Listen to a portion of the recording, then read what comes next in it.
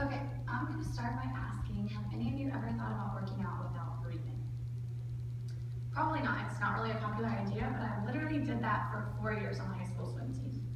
Now, I'm sure you've all seen people like Michael Phelps, Katie Ledecky, Ryan Lochte swim in the 2016 Rio Olympics this summer, but you might not have really known what was going on or like how much work actually goes into what they do. So today I'm going to talk to you about the specifics of competitive swimming. We'll cover things like the first strokes of swimming, high school swim meets and how they work, and distance and the time importance for swimmers. So we start with the basics.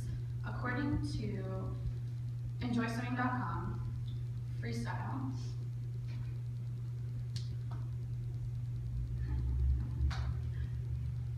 it's the internet.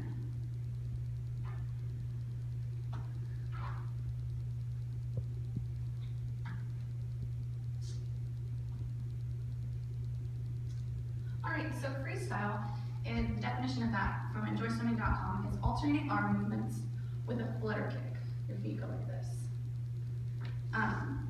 And your recovery time is above water like this. Breaststroke is the next stroke that we're going to talk about. Breaststroke is a half circular arm movement, and when you come up is when you breathe, and you do something called a whip or a frog kick.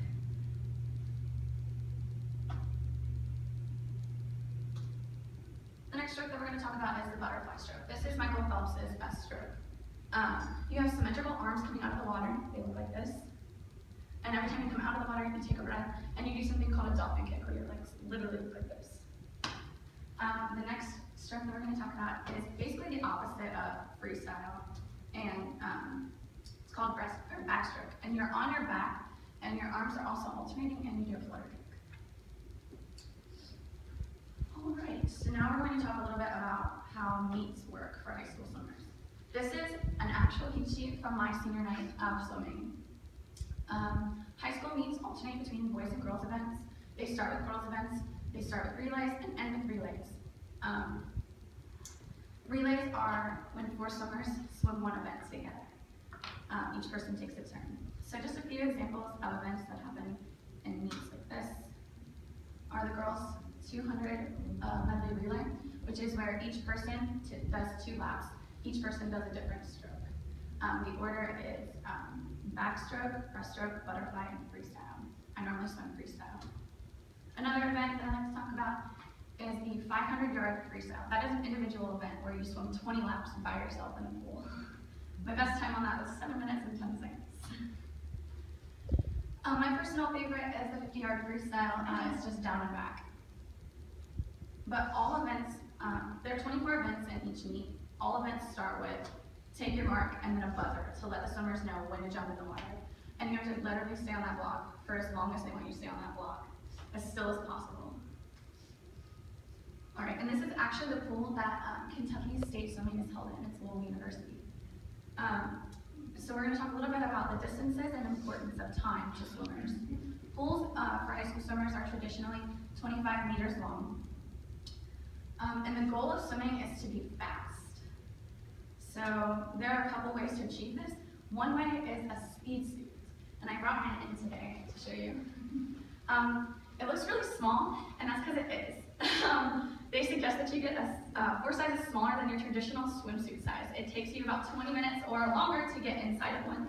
It's made of water-resistant material, but it really does work. That was my team at our regionals this year. That was our relay team, and we came in 6th place. But I literally cut 7 seconds off my 100 freestyle. And that doesn't sound like a lot to you guys, but swimming is totally counted in minutes and seconds. So every second counts for a swimmer. And there's a couple ways to improve your time.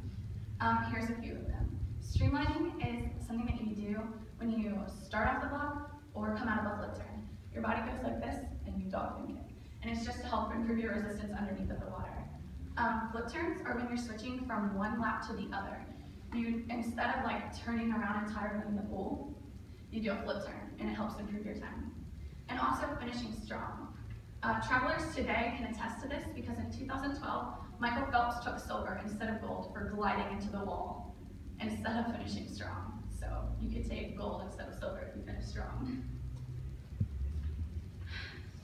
So I hope that you've learned a little bit about swimming, and the next time you maybe let you jump in the pool for the Olympics the next time. You'll understand a little bit better. And just to review what we've gone over, we've gone over the 4 strokes, how high school events work, and the distance and time importance for swimmers. So with all of your new knowledge, I hope that you guys can